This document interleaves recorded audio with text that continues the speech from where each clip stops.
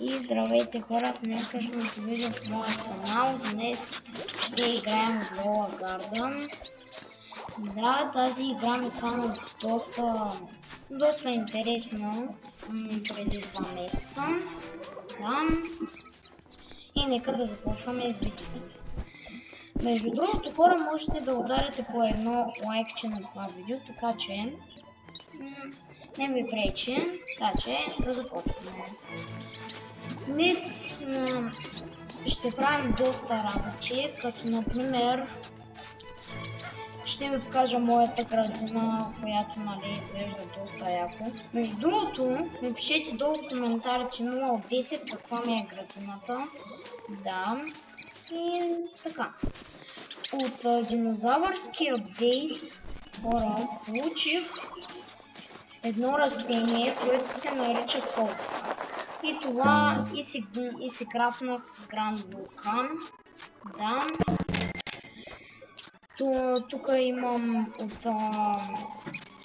от по-миналия апдейт тези шишарки, които имам 5 пъти.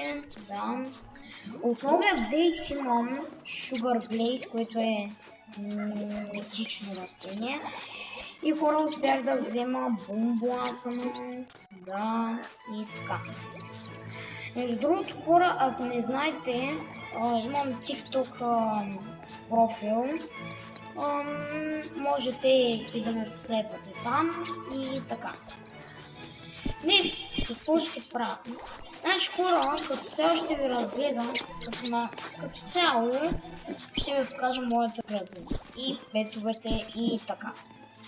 Значи хора, тук имаме 4 Елдър Строуберита, които и аз не знам къде са.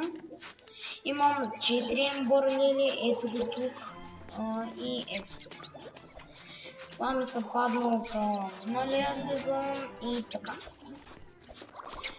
Друго, което да ви покажа е, че не съм бил на Moon апдейта и на Blood Moon евента. Ами просто от Summer евента ми даде ми даде един Moon Seed и ми даде Blood Banana, така че да. Между другото хора, ще ви обясня какъв е новия апдейт. Значи хора, новия апдейт е на ето това прасе. Да дадете храна, сега ще ви покажа, храната не се продава.